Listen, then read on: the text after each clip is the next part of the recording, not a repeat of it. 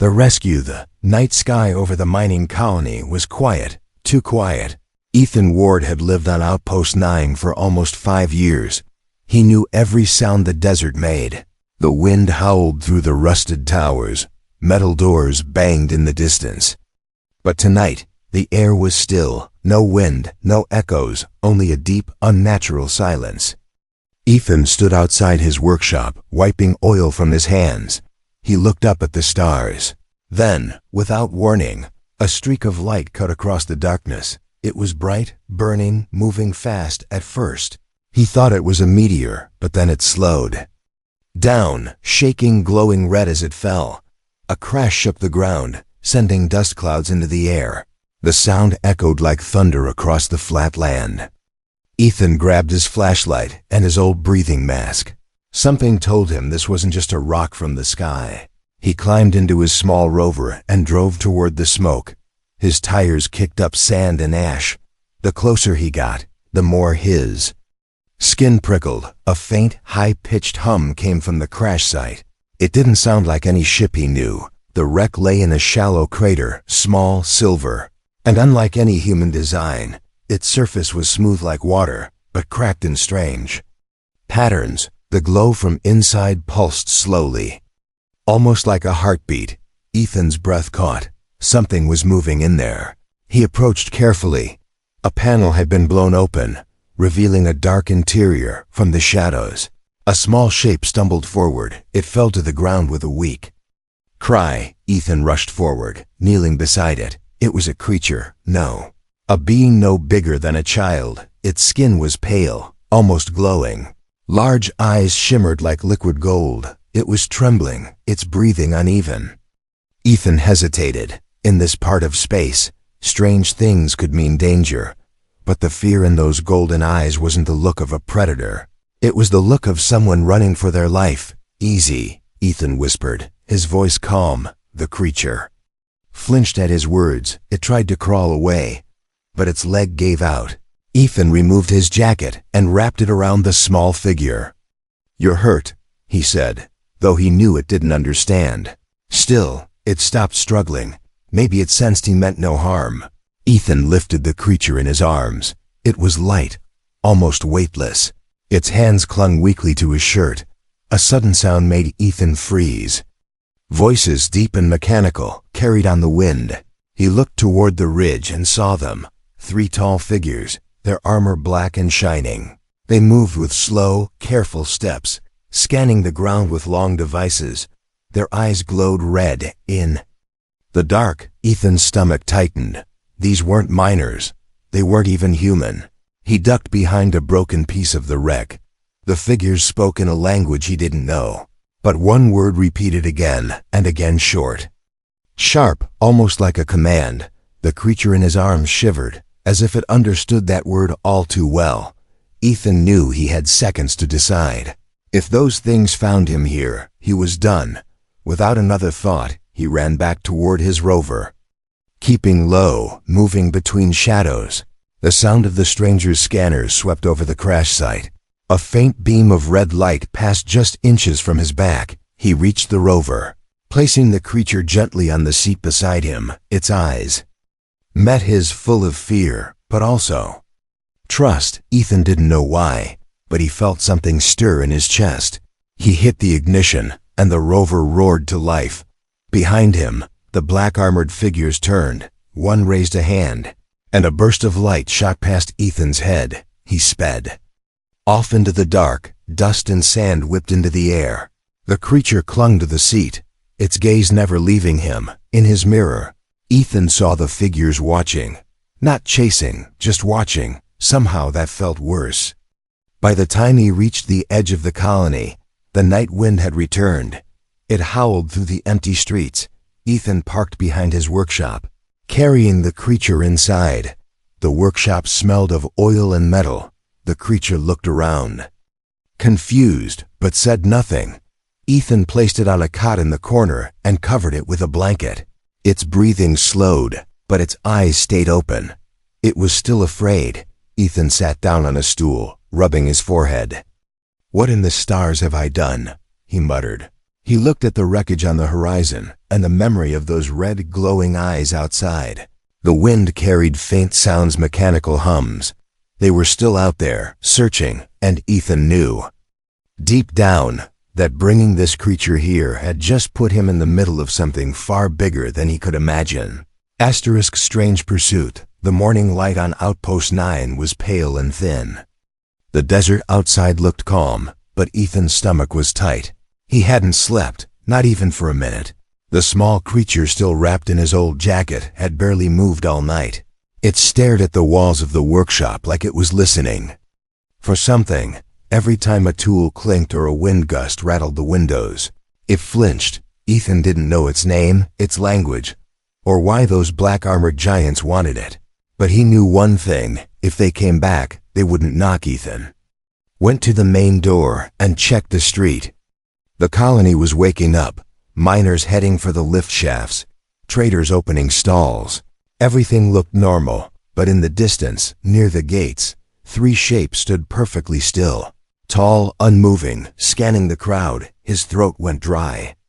They had found the colony. He closed the door quietly.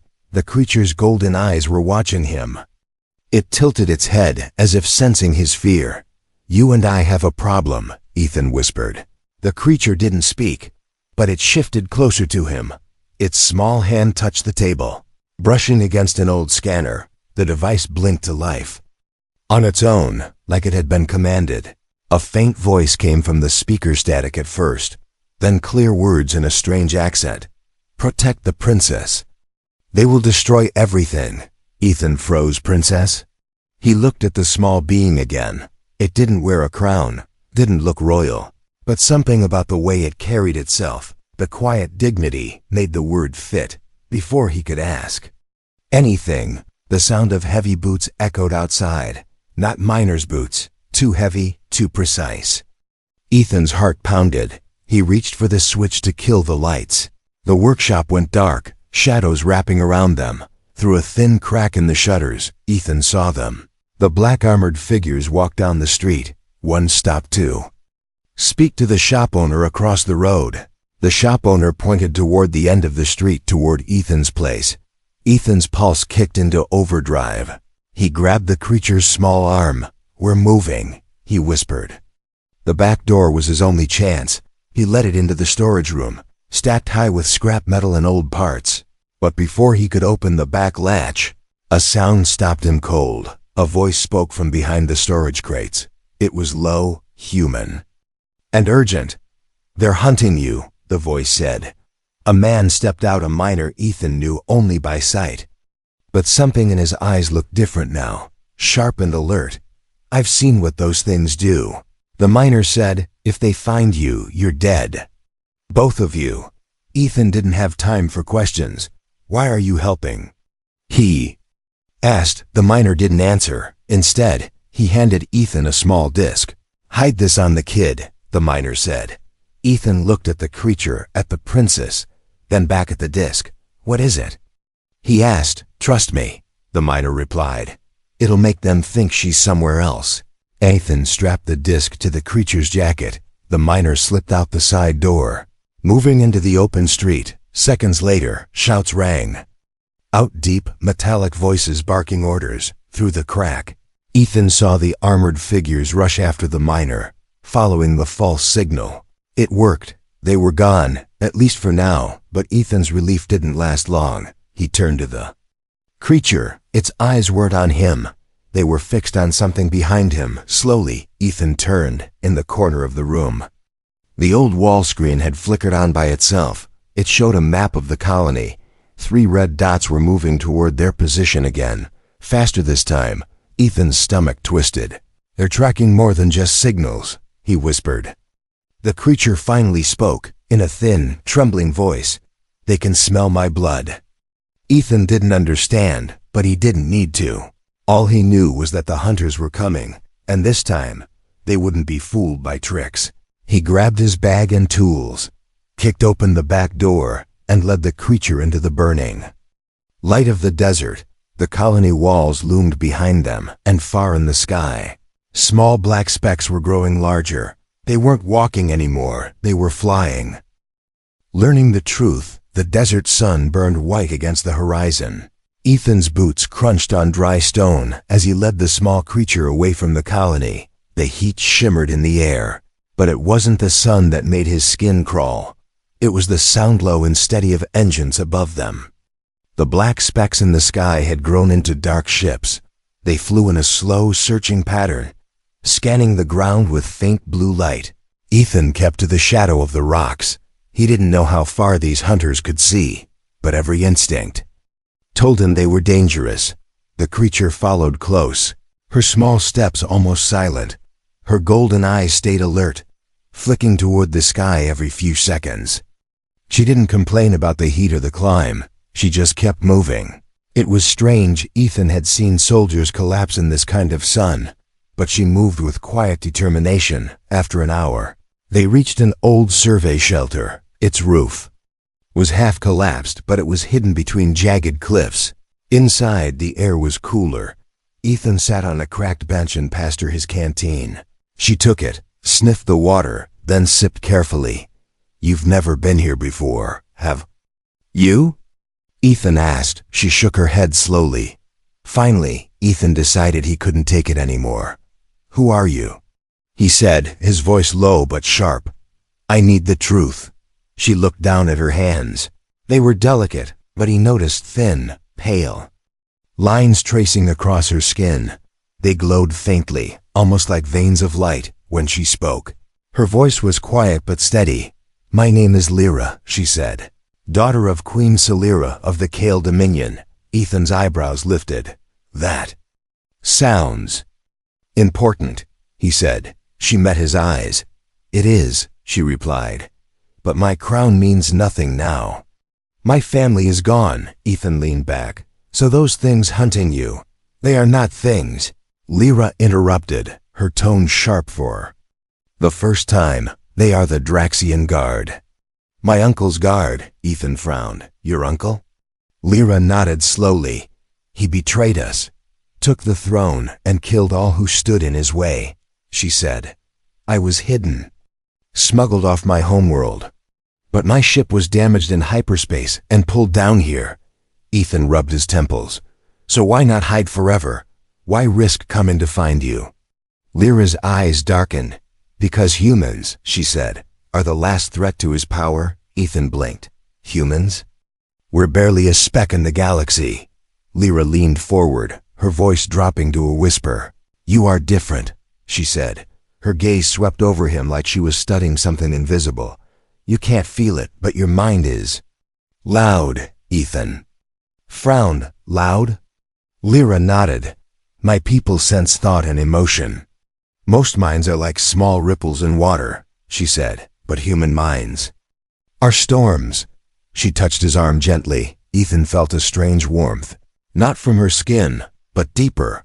Memories flickered in his head: his first day on Outpost 9, the laughter of his sister back on Earth, the smell of burning metal during his first mining accident. Lyra's eyes widened slightly. "Yes," she whispered, "this is why my uncle fears you. He cannot control you the way he controls others." Ethan pulled back, unsettled. "So you're saying humans are immune to whatever mind tricks you all use?" "Not immune," Lyra said softly, "but resistant. Dangerous to those who rely on control." Ethan's mind was spinning. If this was true, it meant her uncle didn't just want her dead to keep the throne. He wanted to erase the one species that could resist him. Before Ethan could ask more, a shadow moved across the shelter floor. Lyra's head snapped toward the door. "They're here," she whispered. Ethan grabbed his pack, but before they could leave, a loud voice echoed through the canyon. It wasn't the metallic tone of the guards, it was human. "Ward, you in there?" Ethan froze. He knew that voice. It was Harlan, a supply runner he'd traded parts with for years. Relieved, Ethan stepped toward the door. But Lyra caught his sleeve. Her voice was sharp, urgent. "No. His mind is quiet," she said. "Too quiet." Ethan's stomach sank. A second later, the voice outside shifted, the tone flattening into something unnatural. "Bring her out, Ethan," it said, and then, in perfect imitation of Lyra's own voice. "I promise you will not be harmed." Escape Ethan froze in the doorway of the broken shelter. Harlan's voice, no, the thing wearing Harlan's voice, drifted through the canyon like a snake sliding. Over stone, Lyra's grip tightened on his sleeve, her golden eyes wide. "They're close," she whispered. "And they're not alone." Ethan stepped back from the door. Thinking fast, he'd been hunted before, but not by enemies who could steal faces and voices. The creature outside spoke again, its tone calm, too calm. "You can't hide." "Ward," it said. "She is Kale. She is ours." Ethan glanced around the shelter for a back exit. The only way out was through a collapsed wall half buried in rock. He shoved a loose beam aside and crawled through, Lyra close behind. The sunlight stabbed his eyes as they emerged. On the far side of the cliffs, the air was hot and dry, but it was better than breathing in whatever trap was waiting inside. "Which way?" Ethan asked. Lyra closed her eyes for a moment. Her skin shimmered faintly, the pale lines on her arms glowing brighter. She turned her head like she was listening to something only she could hear. "North," she said. "There is a place where the ground hides the mind."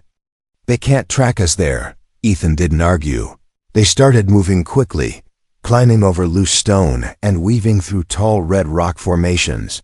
But after only a few minutes, Ethan heard it, a soft rhythmic clicking. It came from the shadows above them. He looked up and saw black armored figures scaling the cliffs like insects, moving faster than seemed possible. "They're flanking us," Ethan said. Lyra nodded but kept running. The clicking grew louder, closer.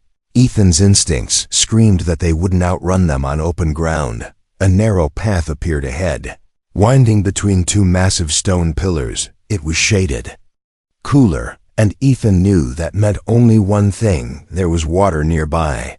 As they ran, the sound of dripping echoed through the passage. The air smelled faintly metallic. They reached a small pool surrounded by jagged walls. Ethan stopped. "Dead end," he muttered. Lyra stepped forward, crouched by the water, and touched the surface. The ripples spread unnaturally, bending in strange shapes. A shimmer in the rock wall flickered and vanished, revealing a narrow opening. "Hurry," she said. They slipped through the gap, just as the clicking reached the edge of the pool. Inside, the air was damp and cooler, the walls lined with glowing moss. The space opened into a long tunnel that sloped downward. It smelled ancient, untouched. As they moved deeper, Ethan noticed something. The voices of the hunters outside were gone, not muffled, gone completely. Even the hum of the scanning devices had vanished. "This is the place," Lyra said softly. "The rock here. It eats sound and thought." They kept walking until the tunnel widened into a cavern. Massive crystal-like structures jutted from the ground, humming faintly. Lyra knelt by one and pressed her palm to it. Ethan saw her shoulders relax for the first time. "They cannot find us while we are here," she said. "But we can't stay long. The air is thin." Ethan walked a slow circle, looking at the strange crystals. They almost seemed alive as he passed one. He felt a faint buzzing in his skull. Images flickered in his mind, shapes, colors, pieces of memories that weren't his. He pulled back sharply. "What is this place?" Lyra hesitated. "This was built long before my people came to the stars," she said, "by a race even older. They hid here from those who could control the mind." Ethan's brows furrowed. "Then why bring me here?" Her eyes met his. "Because your mind is already strong. This place will make it stronger." Before he could reply, the air shifted. A faint vibration moved through the ground, not the hunter's steps. Something heavier. Lyra's head tilted sharply. "They have found another way in," she said. Ethan's jaw tightened. "How?" "They can't track us," Lyra replied, "but they can follow the air. And they know we need to breathe." From the far end of the cavern, a low metallic hiss echoed. Shadows moved in the crystal light. A tall figure stepped forward, its black armor scratched and scarred, its helmet tilted, and a voice cold and confident spoke. You have run far enough, princess. Ethan's hand closed around the mining cutter at his belt. He stepped between Lyra and the figure, the voice. Chuckled softly. And you, human, will learn why storms always fade. Into the ruins, the cavern shook as the black-armored figure stepped forward. Its boots crunched against crystal shards, sending echoes deep into the tunnels. Ethan's grip on his mining cutter tightened. Behind him, Lyra's golden eyes scanned the walls like she was searching for something. We can't fight them here, she whispered. But we can make the place fight for us. Ethan didn't understand. But there was no time for questions. He grabbed her hand and pulled her toward a narrow passage between two tall crystal spires. The black-armored guard followed slowly, its movements confident, like it knew there was nowhere to run. The tunnel beyond was different. The walls weren't just rock, they were patterned with strange grooves, like veins in stone. Faint lights pulsed inside those grooves, moving as if they were alive. Ethan's boots crunched over dust that was so fine it felt like ash. This is old ground, Lyra said, her voice low. It remembers. Ethan glanced back. Remembers what? She didn't answer. Instead, she brushed her fingers along the wall, and the lights inside the grooves flared brighter. The ground trembled, a low hum filling the air. They turned a corner and stepped into a vast chamber. Towering stone columns rose toward a ceiling lost in shadow. In the center of the room was a broken structure, like the skeleton of some giant machine. Its surface was covered in markings, deep, geometric shapes cut into the stone. Ethan moved closer, curiosity pushing aside his fear. When he touched one of the carvings, the floor beneath him lit up in a wide circle. Lines of light spread outward, like ripples in water. Connecting to the columns, the hum grew louder, and the air seemed to vibrate in his chest. Lyra's eyes widened. It responds to you, she whispered. Ethan stepped back. What do you mean, responds? I just touched it. She shook her head slowly. No. It only wakes for those it chooses. Before Ethan could process that, the sound of metal boots echoed again. The guard stepped into the chamber, scanning the room, when its gaze locked on them. It raised a strange weapon, long, black and glowing at the tip. Ethan instinctively stepped in front of Lyra. The hum from the floor surged suddenly. From the columns, beams of pale light shot down, forming a web in the air. The guard fired, but the bolt hit the web and dissolved into nothing. The guard froze, then stepped back cautiously. This place is forbidden, it said in a flat tone. Before vanishing into the tunnel, the light web faded, but the hum remained. Ethan turned to Lyra. What just happened? She walked slowly around the broken machine, touching the carvings. This was a fortress, she said, built by those who came before. It listens to thought, not words. And it hears you, Ethan frowned. You mean it's alive? In a way, she replied. It is not flesh, but it knows who is friend and who is enemy. They searched the room. Ethan found an old transmitter buried under rubble, heavy, dusty, but still intact. If this works, we can call for help, he said. Lyra studied it. It needs a core, a rare one. But there may be one deeper inside. Before they could move on, a distant rumble shook the floor. Dust fell from the ceiling, from the far tunnel. A glow appeared, not the cold glow of the Draxian scanners, but a flickering, angry red. Lyra's expression turned sharp. They've called the fire drones, she said. What's a fire drone? Ethan asked. A machine that does not stop, she replied. It burns everything until nothing is left. The red glow grew brighter.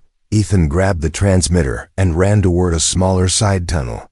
The hum of the ancient structure pulsed.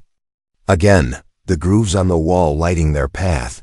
Behind them, the first fire drone appeared, tall, insect-like, its legs stabbing into the stone, flames curling from its mouth. As they sprinted, Ethan noticed something. The grooves on the wall ahead were lighting before they reached them, as if the ruins were guiding them. He didn't know why it helped him, but not the drones. He only knew one thing: this place wanted them alive. They Slipped into another narrow passage, the hum fading slightly. Lyra touched his arm, her voice urgent. "The deeper we go, the more it will test you," she said. "What does that mean?" Ethan asked. "It means the ruins will not protect us unless you prove yourself. And their trials are not always fair." Before Ethan could answer, the ground beneath him shifted. Stone panels slid apart silently, and he dropped straight down into darkness. Asterisk, the last stand. Ethan hit the ground hard, dust exploding around him. The fall knocked the breath from his chest, but the strange hum of the ruins was louder now, closer. As his eyes adjusted, he realized he was standing in a wide, circular chamber. The walls were carved with the same glowing grooves, but here they pulsed in a slow rhythm, almost like a heartbeat. A voice deep and not entirely human echoed in his head. Human mind. Tested. Ethan spun around. "Who's there?" He called, but the voice came from everywhere at once. The floor shifted, smooth stone rising into tall shapes. 3 figures formed, made of light and shadow, each holding a weapon. The first one lunged at him without warning. Ethan ducked, his mining cutter humming to life in his hand. The blade cut through the figure, which dissolved into sparks before reforming behind him. It wasn't real, but it could still hurt him. He realized then, this wasn't a fight for his body, it was a fight for his mind. The second figure stepped forward. Its face shifted rapidly, taking the form of his sister, his old crew chief. Even his own reflection, it spoke with all their voices at once. "Leave her. Save yourself. You owe her nothing." Ethan's grip tightened. "Maybe not," he growled, "but I don't walk away." The figure shattered like glass, the hum in the walls quickening. The third figure didn't attack. Instead, it placed a small, glowing sphere in Ethan's hand. Inside, he saw images, power, weapons, ships, everything needed to destroy the Draxian Guard. The voice in his head whispered, "Take it. Win your war." But she will not live to see it. Ethan's chest burned. The choice was clear: save Lyra now and risk losing the war later, or take the power and let her die.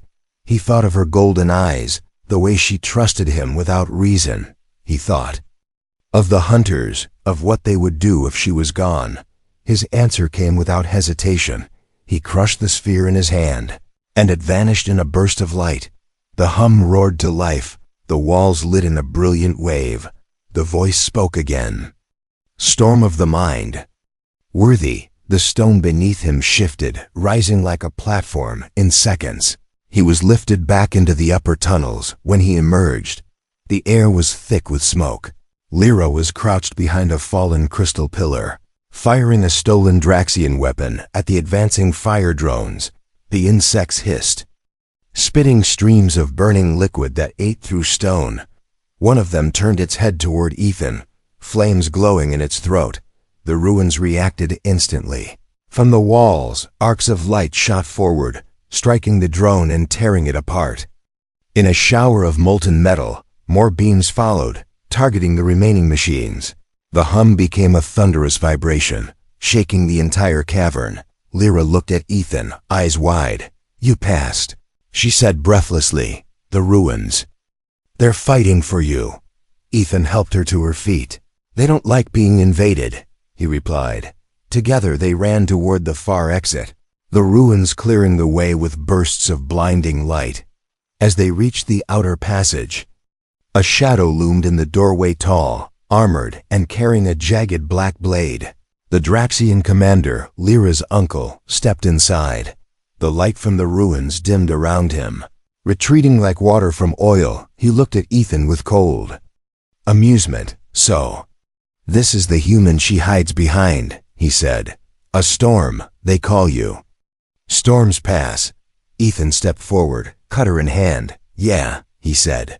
"But sometimes they leave the whole sky changed." The commander raised his blade. The final fight was about to begin. Rescue and goodbye. The cavern held its breath. Ethan stood face to face with the Draxian commander, the jagged black blade catching the glow of the crystals. Lyra stayed behind him, breathing hard. her hand clutching the wound in her side. The commander's voice was cold, almost calm. "You could walk away now, human," he said. "Leave her, and I will let your kind live." Ethan tightened his grip on the mining cutter. "Funny," he said. "I was just about to offer you the same deal." The first strike came fast. The commander's blade hissed through the air, cutting sparks. From the stone floor, Ethan dodged, countered, and felt the cutter's hum bite into the Draxian's armor. The blow staggered the commander, but he didn't fall. His eyes glowed brighter, and the air between them shimmered. Ethan felt pressure in his head, like invisible hands trying to pull his thoughts apart. But this time, the ruins answered. A deep hum surged through the ground, pushing back against the mental pressure. The commander's smirk faltered. "You can't be moved," he growled. Ethan pressed forward, forcing him back toward a column of light. The moment the commander's armor touched it, the ruins reacted. Beams wrapped around him like chains, holding him in place. The voice of the ruins echoed.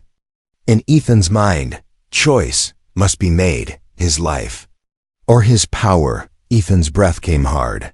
"What does that mean?" he asked aloud. Lyra stepped forward, her face pale but steady. "They can strip him of the throne's mind link," she said. "He would live, but never command again." Ethan looked at her. "And the other option?" Her eyes darkened. "They will destroy him completely." The commander laughed despite the chains. "Kill me, and my people will hunt you until the stars die," he said. "Spare me, and I will vanish." Ethan's jaw tightened. Killing him might stop the threat for now, but stripping his power would end his control over the Draxian Guard and send a message that humans weren't just dangerous. They were just. He lowered the cutter.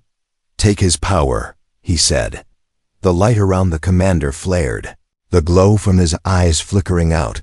When the beams faded, he collapsed to the floor, gasping like a man waking from a nightmare. He looked smaller now, weaker, his armor dull. Lyra approached him. "Leave this place," she said, her voice quiet but sharp, "and never come near my people or his again."